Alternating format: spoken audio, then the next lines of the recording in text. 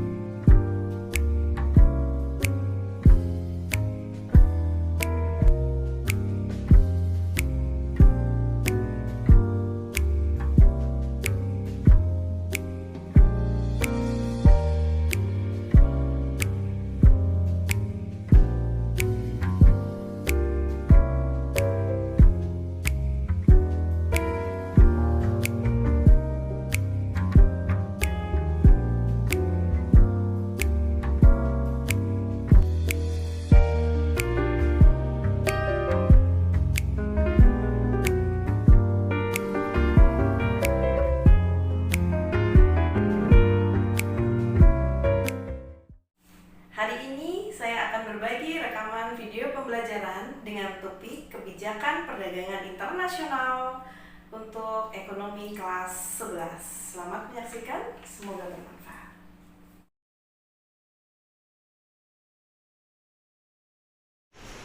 Selamat pagi.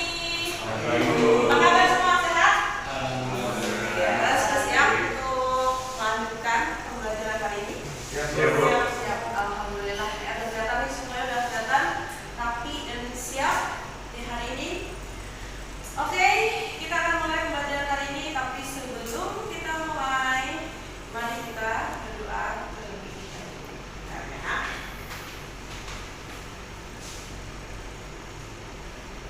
Oke, siapa yang berdoa? Muhammad, silakan. Baik, mari teman-teman, sebelum kita mulai pembelajaran ini, mari kita berdoa sesuai dengan ajaran masing-masing berdoa ini.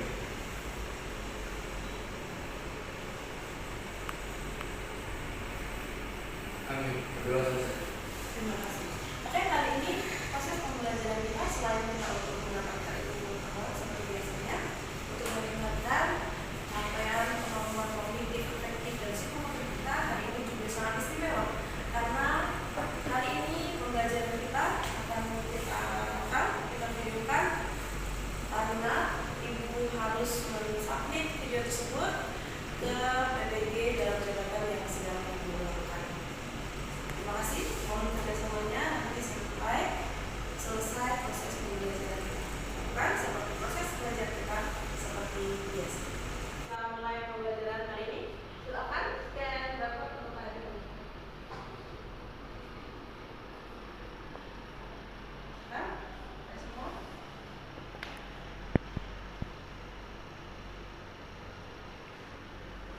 Oke. Sudah? Lama sudah? Sudah ada sudah? Bagus. Baik, kita lanjutkan sekarang ke proses selanjutnya ya. Hari ini kita lanjutkan pembelajaran kita di bab terakhir di kelas 11, yaitu tentang perdagangan internasional. Kita mulai dengan kebijakan perdagangan internasional. Jadi ini tujuan pembelajaran kita terkait dengan kebijakan perdagangan internasional. Apa yang harus kita dapatkan dari proses pembelajaran kita nanti? Kamu kita pembelajaran Tujuan pembelajaran. Setelah proses pembelajaran, peserta didik dapat memahami konsep perdagangan global, menganalisis kebijakan perdagangan, dan strategi bisnis internasional. Selain itu, tujuan lainnya adalah mengembangkan keterampilan analitis, kerjasama, keadilan, tanggung jawab, dan sikap terbuka terhadap keberagaman budaya. Dalam proses pembelajaran ini, peserta didik akan memperoleh karakter yang sesuai dengan profil pelatihan Pancasila. Mereka akan membentuk sikap jujur, adil, bertanggung jawab, kooperatif, dan memiliki pemahaman yang lebih mendalam tentang pentingnya kerjasama internasional, sesuai dengan nilai-nilai Pancasila yang menjadi pedoman dalam kehidupan berbangsa dan bernegara. Oke, itu jadi tujuan yang sudah dibacakan dari apa? Jadi selain ilmu pengetahuan atau kemampuan kognitif yang akan kita dapat, kita juga akan berusaha mengembangkan perilaku sesuai dengan profil pelajar Pancasila, terutama jujur, adil, tanggung jawab, kooperatif. Seperti itu ya. Bisa dipahami? Siap untuk kita laksanakan? Kita akan melaksanakannya dalam bentuk diskusi. Nanti berkelompok, kalian bisa berkelompok, dua-dua boleh ya, tiga-tiga juga boleh. Nah, setelah itu salah satu kelompok akan mewakili untuk konsultasi. Kita akan memberikan tanggapan. Kita buat suasana belajar yang lebih menarik dan sangat menyenangkan buat kita ya, dan ilmunya juga dapat. Tadi materinya ya, materi pembelajaran anak-anak. Materi pertama. Kebijakan materi Itu yang pertama nih. konsep dasar perdagangan Konsep internasional. dasar perdagangan internasional, lalu ada teori-teori perdagangan internasional, kebijakan proteksionisme, liberalisme, lalu ada alat kebijakan seperti tarif, kuota, subsidi, dan tentang non tarif juga. Sudah pernah dengar ya? Ini sudah pernah dengar tentang tarif, kuota, subsidi, mudah ya. Oke, nanti kita perdalam lagi dengan cara diskusi.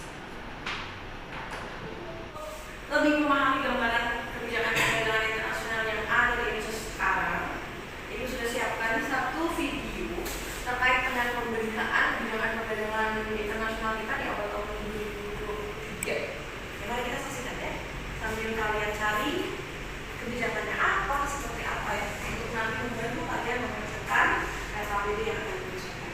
Mari kita saksikan. Potensi resesi yang ada di Indonesia disebabkan berdasarkan survei terbaru, kemungkinan Indonesia untuk mengalami resesi ekonomi ialah sebesar 3%. Lantas dengan adanya sejumlah negara yang berpotensi untuk mengalami resesi ekonomi seperti Sri Lanka, Selandia Baru, Jepang maupun Cina, akankah berdampak terhadap kegiatan ekonomi di Indonesia seperti ekspor maupun impor? Untuk mengetahui lebih lanjut, kami akan berbincang. Direktur Utama sekaligus pelaksana tugas Direktur Komersial dan Pengembangan Bisnis PT Pelindo IPC TPK, David P. Sirait.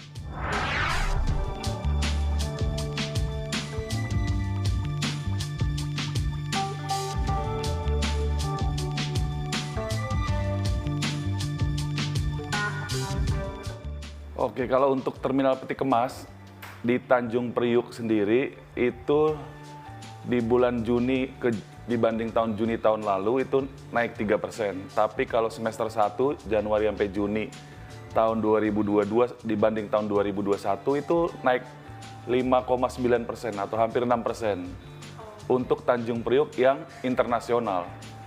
Perdagangan internasional berarti ekspor dan impor. Kalau untuk domestiknya sendiri, ini kan di Tanjung Priuk ada 2 domestik dan internasional. Kalau domestiknya sendiri itu kenaikannya 3% dibanding tahun lalu.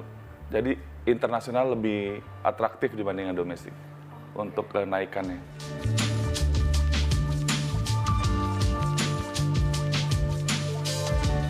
Oh, kalau dari detail sampai Tanjung Priuk itu dikonsolidasi oleh Bea Cukai itu Departemen Perdagangan. Nah, kita sendiri di IPC TPK itu yang intra-Asia yang lebih banyak. Dalam hal ini kita baru saja membuka servis China ya, langsung ke China dari Jakarta, mampir Surabaya, langsung ke Qingdao dan Shanghai. Jadi servis ke China. Jadi itu throughput yang tinggi itu ada di produk-produk yang ke China untuk ekspor maupun impor.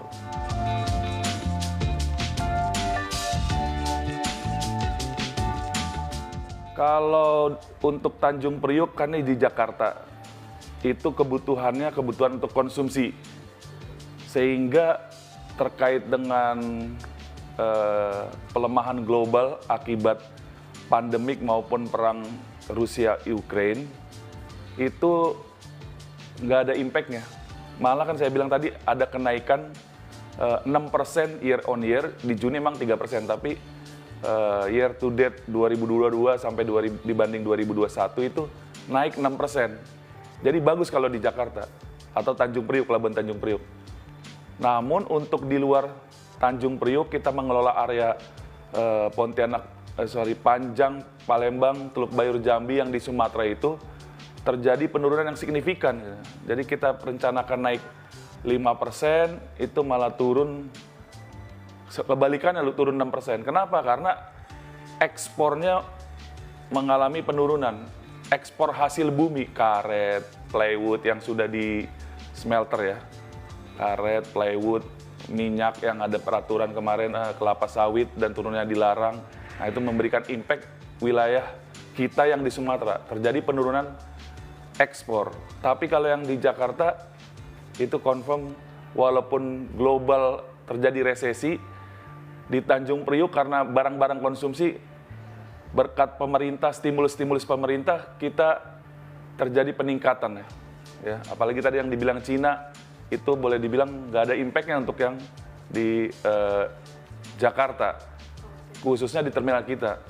Bahkan meningkat dengan adanya servis baru yang ke China, bulan depan juga ada servis baru yang ke China.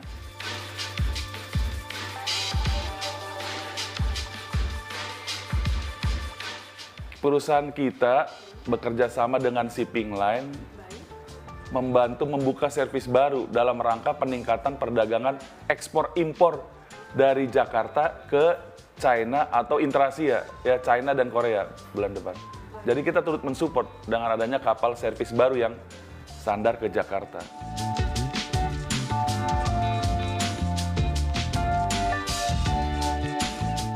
Oh, kalau dengan servis baru ini kita pakai yang as is, existing. Ya, kita masih pakai optimalisasi sumber daya yang ada. Baik infrastruktur, peralatan, SDM, itu kita optimalisasi dengan yang ada dengan menggandeng servis yang baru tadi Jakarta ke intra-Asia. Selain yang sebelumnya kita udah ada Jakarta ke Mediterania, sebelumnya lagi Jakarta ke Middle East atau India dan India subkontinen. Afrika udah ada servis baru. Jadi sejak pemerintah bilang Pelindo bersatu, dikurangi transshipment, harus ada direct vessel. 1 bulan setelah pemerintah memberikan arahan, kita merger, kita langsung ada servis baru yang langsung tanpa transshipment ke Middle East, Mediterania, intra-Asia, China, Korea. Itu mengurangi biaya logistik karena tidak perlu transit lagi di hub portnya.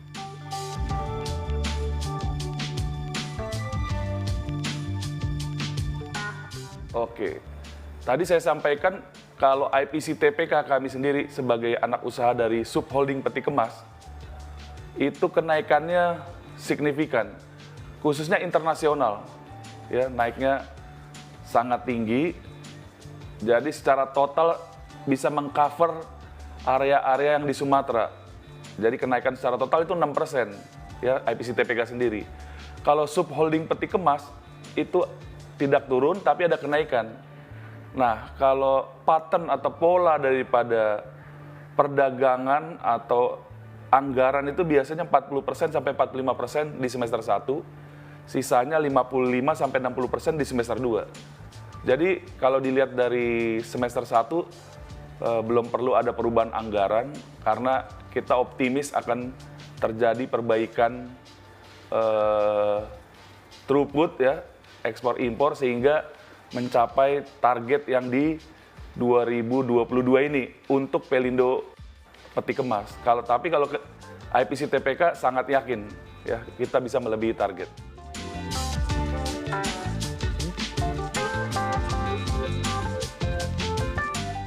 Kalau untuk kita sendiri kan 2,8 juta TEUs. Kalau kita IPC TPK 2,8 juta TEUs. Semester 1 aja kita udah lebih 3% dari target.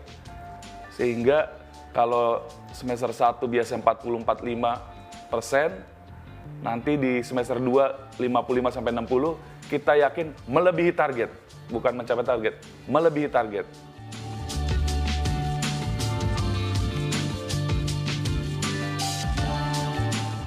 IPC TPK sendiri sangat mensupport kerjasama dengan shipping line.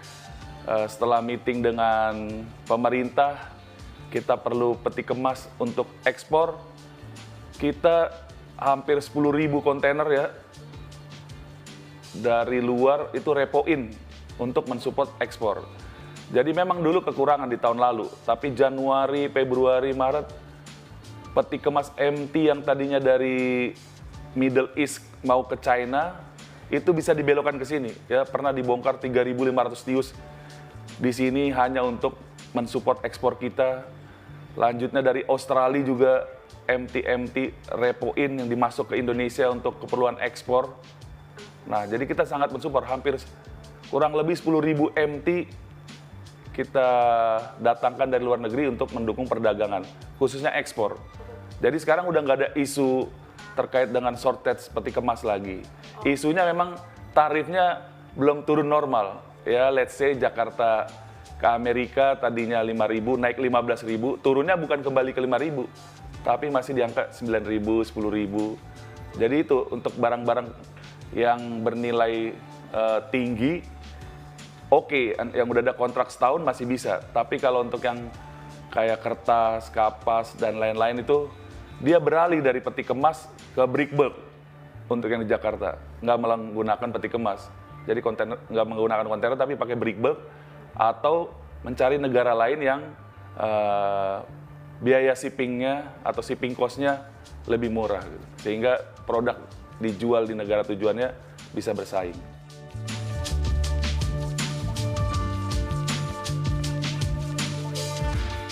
Kita mensupport service baru yang direct service, tadinya transit di negara tertentu, ya, tapi direct langsung, sehingga mengurangi biaya logistik tuh, shipping cost, ya, 10-25% daripada shipping cost. Kalau dia pengirimannya direct, itu bisa kurang. Belum lagi kemudahan-kemudahan lain dalam pengurusan ekspor atau impor. Ya, terutama ekspor lah. Jadi kita giatkan ekspor Indonesia supaya bisa bersaing di barang-barang bisa bersaing di negara tujuan. Gitu. Jadi penurunan biaya logistik salah satunya juga digitalisasi, ya, digitalisasi, mengurangi kontak person, mengurangi dokumen dengan e-service, itu mengurangi biaya logistik secara total keseluruhan. Demikian perbincangan kami bersama David P. Sirait, selaku Direktur Utama sekaligus Pelaksana Tugas Direktur Komersial dan Pengembangan Bisnis PT Pelindo IPC TPK mengenai kegiatan ekspor dan juga impor di Indonesia yang ternyata tidak terdampak oleh adanya krisis maupun resesi yang dialami oleh negara-negara lain secara global saat ini. Dari Jakarta, Dianka Florian, Angga Yosua, Tim Liputan CNBC Indonesia. Oke, baik. Setelah menyaksikan video tadi, sudah ada sedikit gambaran, atau bahkan banyak gambaran tentang kebijakan perdagangan internasional di Indonesia. Sebelumnya saya ucapkan dulu selamat datang tadi terlambat kemana? Agak terlambat? Sama. Oh iya, udah nggak apa-apa. Kita juga belum terlalu lama. Tapi sudah diminta ini pink slip di bawah ya. Sudah. Oke, bagus. Terima kasih. Ya, kalian kalau terlambat, kalian harus minta admission slip dulu, baru nanti dikasih ke ibu ya sebagai atau ke setiap subjek kalian masuk. Baik, sekarang kita akan masuk ke pertanyaan esensial terkait dengan permasalahan kebijakan perdagangan internasional. Kita hanya akan mengidentifikasi dua pertanyaan, yaitu mengapa dan bagaimana. Nah, pertanyaan-pertanyaan ini nanti akan kita selesaikan dalam proses pembelajaran kita. Oke, siapa yang mau mengungkapkan pertanyaannya terlebih dahulu? Apa dulu, silakan. Saya lagi tahu bagaimana sih kebijakan perdagangan internasional ini dapat dan bisa berdampak dan mempengaruhi sektor industri di suatu negara. Oke, catat ya. Nanti akan kita jawab bersama dalam proses pembelajaran. Selanjutnya, Saya ada pertanyaan lagi. Kimi, silakan. Bagaimana cara menghindari resesi ekonomi khususnya yang terkait perdagangan internasional? Ada lagi? Cukup, itu aja. Oke, baik. Saya kira dua sudah cukup mewakili banyak hal, karena tadi apa yang disampaikan Rafa, apa yang disampaikan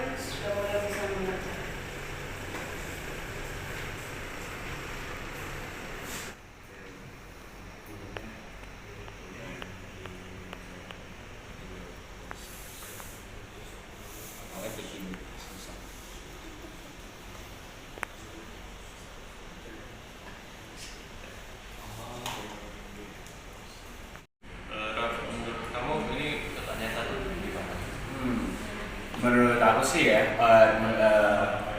perdagangan kopi Indonesia dengan negara asing tuh dan itu akan mengefek para petani kopi dan lingkungan Indonesia itu akan berdampak negatif sih. Karena yang pertama tuh eksploitasi SDA atau sumber daya alam. Nah, kan karena permintaan kopi internasional yang sangat tinggi, dari situ tuh dapat menebang banyak hutan yang berlebihan untuk memberikan lahan baru bagi para perkebunan kopi.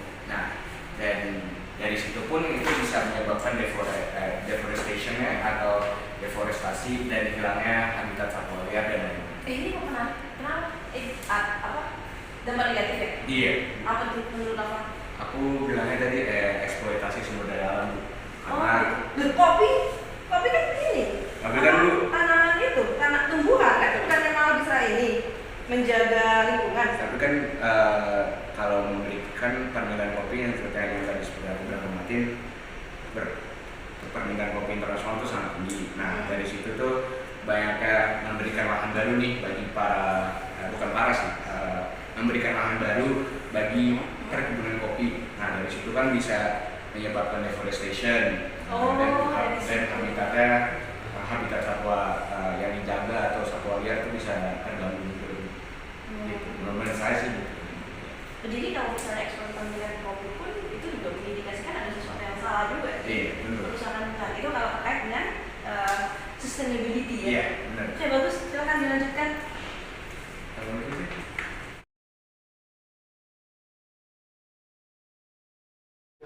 Menurut kami dampak positif dan negatif dari perdagangan kopi Indonesia dengan negara asing terkait petani kopi dan lingkungan di Indonesia adalah sekarang ini. Yang pertama, eksploitasi sumber daya alam. Permintaan kopi internasional yang tinggi dapat menyebabkan penebangan hutan yang berlebihan untuk memberikan lahan baru bagi perkebunan kopi. Ini dapat menyebabkan deforestasi, hilangnya habitat satwa liar, serta kerusakan lingkungan dan ekosistem yang beragam. Oke, satu dulu. Ini menarik terkait dengan eksploitasi sumber daya. Walaupun sebenarnya kopi itu kan tanaman ya. Kalau dipikir-pikir tanaman kan bagus ya. Tapi ternyata ini bisa mengeksploitasi sumber daya. Siapa yang mau bertanya pada mereka berdua silakan. Nanti teman yang lain juga bisa yang menambahin. Silakan. Siapa dulu? Oh, Rangga. Silakan Rangga. Setelah diketahui eksploitasi sumber daya alam menjadi apa yang menyebabkan Ada yang menyampaikan. Nah, ayo diulang pertanyaannya. setelah diketahui bahwa ada eksploitasi sumber daya alam, apa yang pemerintah setempat bisa lakukan untuk mengurangi dampak negatif ini? Ayo siapa dulu yang mau jawab ini? Atau tadi yang mau bantu kira-kira ini? Apa sih yang bisa pemerintah lakukan ya? Menurut kalian berdua nih, apa yang bisa pemerintah lakukan untuk mencegah terjadinya dampak negatif ini? Menurut kalian berdua? Mau diskusi dulu? Oke. Pertanyaan Rangga tadi. Ya, mungkin bisa dengan membuat peraturan atau kebijakan. Terus apa lagi ya? Nah, ya tadi sih dia benar dengan membuat Bicara ini apa? Kayak apa? Terkait dengan itu ya, apa namanya? Perolehan lahan yang bisa dipakai untuk perkebunan kopi gitu. Iya. Lahannya di sini. Kira-kira kalau lahan yang sesuai itu yang benar. Yang sesuai itu yang masih banyak pohonnya gitu. Yang masih pohon, yang masih banyak pohonnya malah jangan ditebang kan? Iya. Jadi maksudnya lahan yang bisa dipakai untuk perkebunan kopi itu bagaimana? Yang lahan-lahannya seperti apa? Ada yang bisa nambahin? Makin. Ya harusnya mungkin lahannya yang sudah disediakan gitu, atau kalau misalnya lahannya memang perlu menebang pohon berarti harus diawasi juga oleh pemerintah agar dilakukan reboisasi di tanah lain. Jadi biar tetap kalau misalnya ini ditebang, digunakan sebagai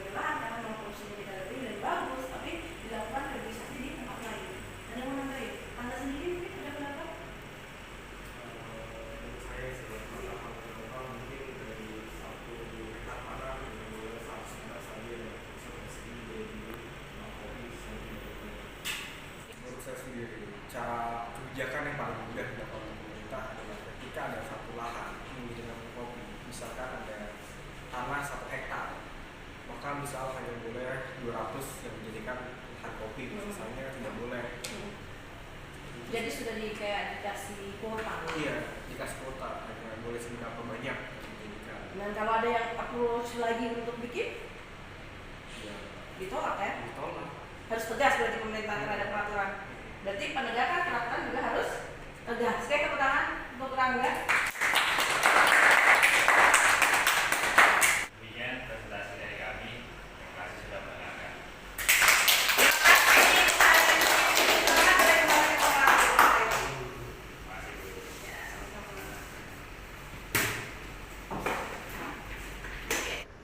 Oke, menarik sekali ya proses diskusi kita hari ini. Terima kasih. Nah, sekarang kita akan simpulkan nih dari apa yang sudah kita diskusikan tadi. Oke, salah satu.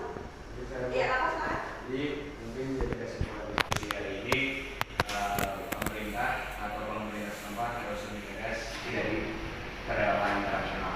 Dan kalau memang ada sebuah bisnis atau sebuah kelompok masyarakat yang memang melanggar aturan tersebut, pemerintah harus dengan tegas mengalokasikan dan menghukum kelompok masyarakat atau pelaku dari seseorang yang melanggar perdagangan internasional. Oke, berarti kesimpulan yang disampaikan apa? Pemerintah harus lebih tegas lagi ya dalam menjalankan perdagangan internasional sudah mereka buat, dan masyarakat juga harus aktif mengawal. Dengan demikian maka kita bisa meningkatkan pertumbuhan ekonomi dan meningkatkan pendapatan kita dari perdagangan internasional, dan permasalahan terselesaikan. Bagaimana pertanyaan yang tadi sudah terjawab ya? Nah, sudah terjawab semua. Terus apa yang menyebabkan tadi sudah terjawab dalam proses pembelajaran kita hari ini. Ya, ini kita sudah waktunya sudah mau habis pembelajaran kita, pembelajaran kita. Selanjutnya, jika ada pertanyaan, silakan. Baik, ini kita langsung ke refleksi. Tidak ada ya, kita langsung ke yang selanjutnya. Nah, refleksi kalian saksikan. Kalian tuliskan di sini refleksinya nanti dalam bentuk Padlet ya, itu ya. Kalian tuliskan refleksi pembelajaran kita hari ini terkait apa yang bagus, apa yang kurang bagus, dan apa yang harus kita tingkatkan.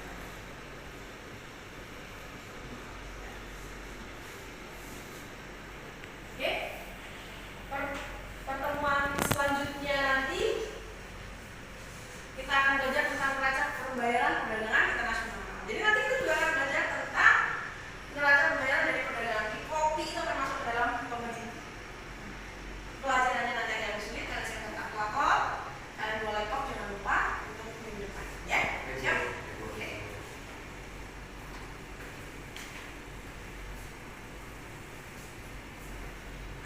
Oke, kita sudah sampai di akhir pembelajaran kita. Next pelajaran selanjutnya kan ada kelas ya? Oke, baik. Jadi mungkin kelas ini juga akan dipakai untuk pelajaran lain.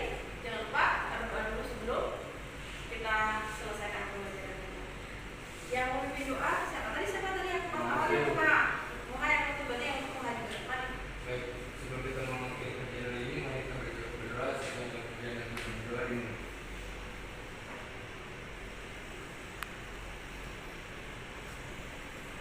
Amin. Berdoa.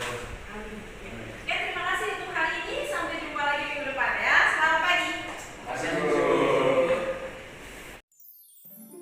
Demikianlah video pembelajaran yang sudah kami laksanakan.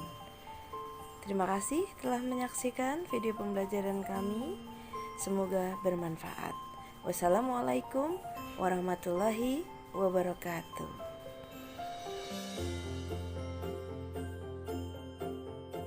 Say hi.